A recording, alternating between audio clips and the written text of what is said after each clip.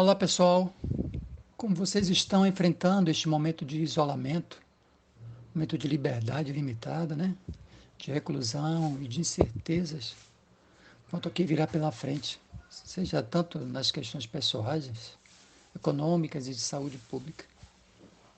É provável que estas coisas tenham, por certo, deixado vocês um pouco ou muito cansado, irritado, até sobrecarregado.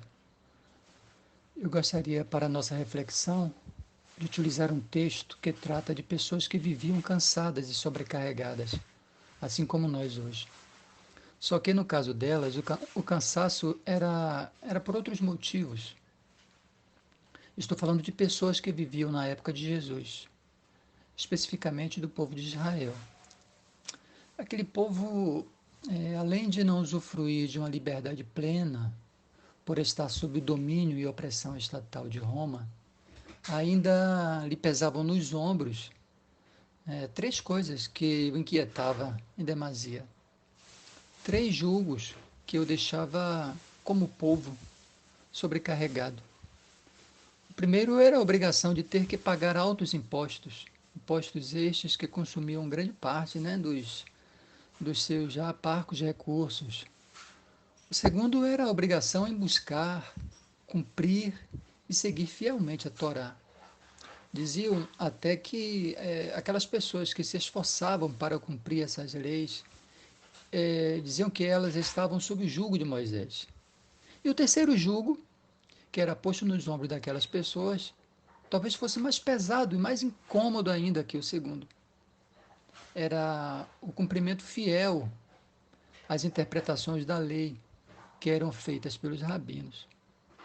Estes rabinos, estes homens encarregados para dar interpretação à palavra de Deus, escrevia e dizia o que as pessoas precisavam fazer e o que não podiam fazer para que cumprisse fielmente as leis.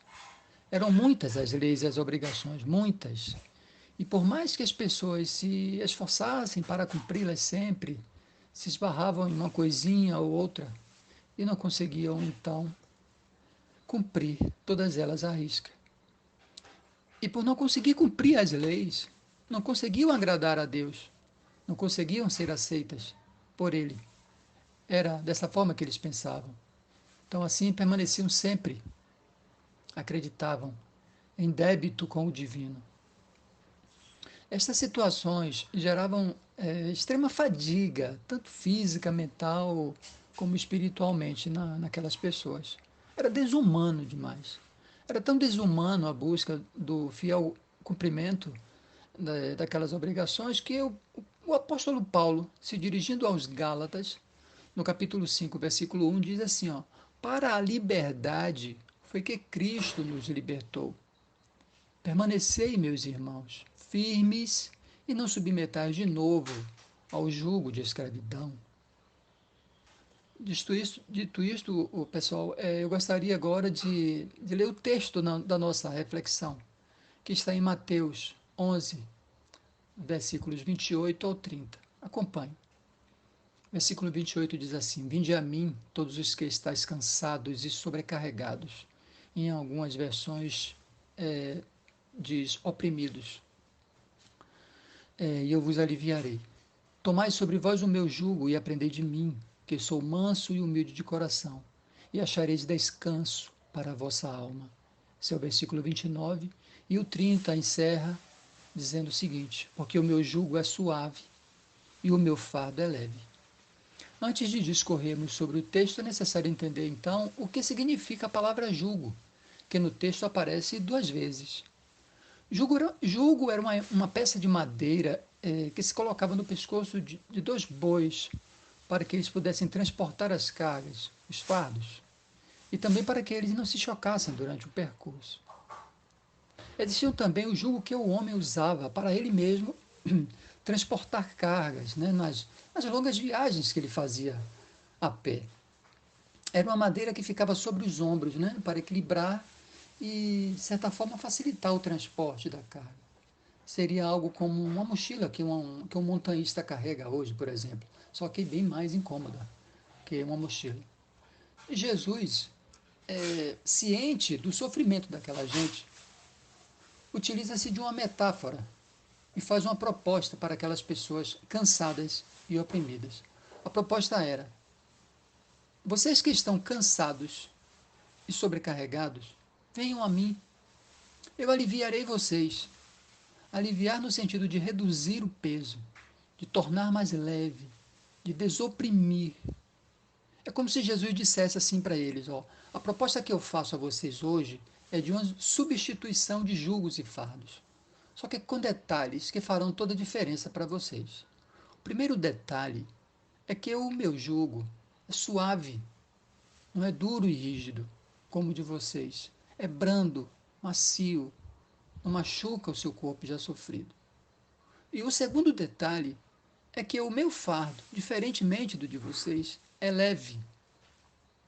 Na época de Jesus, o Evangelho, que era um mistério para o povo, era um mistério que estava oculto para os sábios e doutores, que estava atrás do véu, deixou de ser oculto para os pequeninos, como diz lá no versículo anterior, versículo 25 do mesmo capítulo de Mateus 11. O Evangelho foi revelado a estes pequeninos e os alcançou em misericórdia e graça. Eu estava lendo recentemente um livro de René Kivitz, o livro Talmidim, e ele comentando sobre religiosidade que escraviza e o evangelho que liberta, de René disse o seguinte: a perfeição é impossível para os homens, mas o amor de Deus, revelado em Jesus, nos acolhe a todos, inclusive e apesar das nossas imperfeições. Eu gostaria de encerrar essa reflexão dizendo que o resultado da aceitação do jugo suave de Jesus é o que está no final do versículo 29 do texto que lemos.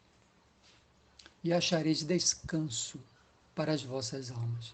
Esse é o resultado. O versículo 5 do Salmo 37 resume bem o que é isto. Diz assim o versículo do Salmo: entrega o teu caminho ao Senhor, confia nele, e ele tudo fará. Ou seja, pessoal, se há algo sobre os seus ombros que o incomoda, que o machuca, que é demasiadamente pesado, Jesus convida você para que o substitua por um jugo suave e um fardo leve. No Hinário Cristão, o HCC, tem um hino 330. A primeira estrofe desse hino diz assim: ó, que consolação tem meu coração, descansando no poder de Deus. Ele tem prazer em me proteger, descansando no poder de Deus. Que neste momento de incertezas, de desafios, de isolamento, você possa entregar o teu caminho ao Senhor. Você possa confiar nele e descansar. Descansar se precisar ficar isolado em casa. Descansar se precisar ir ao mercado ou farmácia. Descansar mesmo que precise sair de casa para ir ao trabalho. Um forte abraço.